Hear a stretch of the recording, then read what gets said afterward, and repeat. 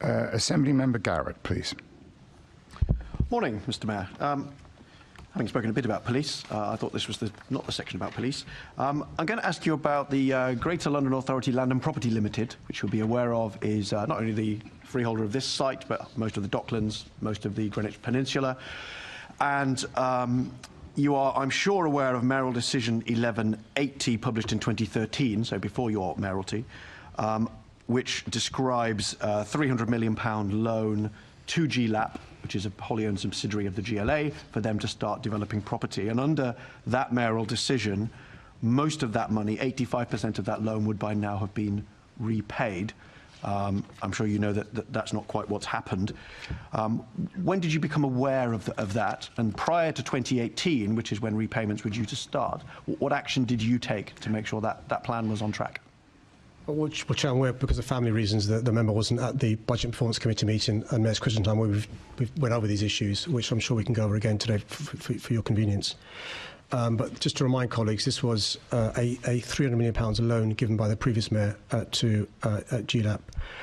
David Bellamy, who has been close to this, can talk us through when we became aware of the issue of repayments and the reprofiling of debts. Before he does that, it's just worth, again, for the third time, reassuring the Assembly and those watching that the latest auditor's report has given the highest rating possible to this team. David. If you'll forgive me, Mr. Mayor, I'm sure Mr. Bellamy is fully aware of it because he's a director of this limited company. What I'm interested in is you as mayor, at what point did you become aware and at what point did you start taking action to avert this problem? I'm regularly briefed by my Chief of Staff on issues like this and other issues as well. So you would have been aware then, presumably in 2016 when you were first elected. So what did you do between 2016 and 2018 to make sure that those repayments, when they were due to start in 2018, were on track? Because the reason they're not on track, it seems to me, is because development of those huge tracts of land is way behind. Your priority is supposed to be housing. We're now in 2025. You must have been very concerned in 2016, 2017, that when you were advised that in 2018, when that loan was due to start being repaid, the first 35 million on the 31st of March 2018, you must have been advised at some point that that wasn't going to happen, and that must have arisen in your mind then questions about why that wouldn't happen and what was being done about it to get the development back on track and the loan repaid. No, the assumption we made is that the previous mayor had proper systems in place. I was probably wrong to assume that he had proper systems in place. It's my fault. I should have learned the lessons from the Garden Bridge and the water cannons. So we assumed. You're telling me that 2 years into your mayoralty, you just casually assumed everything that was handed over from the previous mayor was all fine and dandy? That's halfway through your first mayoral term. On some issues I did. And what we did was we assumed that the payments that had been profiled on old assumptions would bear fruit.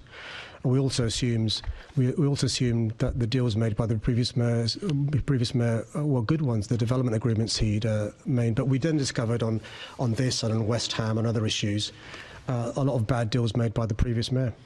Okay, so the repayments were due to start. So you took over in 2016. The repayments were due to start in 2018. You obviously were aware then, surely, that this subsidiary was not making its loan repayment. So in 2019 and 2020 and 21 and 22 and 23 and 24, when loan repayments still weren't happening, what action did you take? You can't blame Boris for what was happening in those years. What action did you take, both to make sure the company was financially on track and to make sure, I would say more importantly for Londoners, that these huge tracts of developable land where tens of thousands of new homes should already have been built are not built? What action did you take in that period? Well, we've gone over this in the Budget and Performance Committee and Mayor's Question Time, but a number of changes were made. It's just worth reminding colleagues. What would you say if someone borrowed £300 million of public money, promised to pay most of it back within 5 years, and then just didn't? And what would you say if the person responsible spent 9 years in charge, watched the repayments fail year after year, and then pointed the finger at his predecessor? That's exactly what's unfolding right now at City Hall, and it is far worse than the headlines are letting on. In a recent Greater London Authority scrutiny session, Assembly Member Garrett cornered Mayor Sadiq Khan over a £300 million loan made to a GLA-owned property subsidiary called GAL Greater London Authority Property Limited. This wasn't private money. This was public money, authorised back in 2013 under Boris Johnson, designed to kickstart property development across some of London's most valuable land, the Docklands, the Greenwich Peninsula, vast swathes of developable real estate sitting largely dormant. The plan was straightforward. By 2018, repayments were supposed to begin, with 85% of that loan projected to be cleared by now. The first payment alone, £35 million, was due on the 31st of March 2018. It never arrived. And then, neither did the payment in 2019, or 2020, or 2021, 2022, 2023, or 2024. Here's where it gets politically explosive. Sadiq Khan has been Mayor of London since 2016. He inherited this arrangement with full knowledge of what was in place. He admits he was regularly briefed by his Chief of Staff. He knew the repayment schedule existed. So when Assembly member Garrett pressed him, what exactly did you do between 2016 and 2018 to make sure those repayments were on track? Khan's answer was breathtaking in its candour. He said, in his own words, that he assumed the previous mayor had proper systems in place 2 years into his first mayoral term. On a £300 million public loan, he assumed everything was fine. That is not governance. That is negligence dressed up in a suit. And the land where tens of thousands of new homes should have been built, still largely undeveloped. In a city with one of the worst housing crises in the developed world. Khan's team know exactly what they're doing here. Every time accountability closes in, the answer is Boris. Blame the deals Boris made. Blame the development agreements Boris signed. Blame the systems Boris left behind. It's a strategy that worked brilliantly in year 1. It's considerably less convincing in year 9. When pressed on what specific reforms were made before 2023, Khan struggled to name a single concrete measure from the first 7 years of his tenure. The oversight improvements, dedicated accountants, quarterly reviews, financial metrics, virtually all of them were introduced in 2024. The final year of his mayoralty, when the scrutiny finally became impossible to deflect.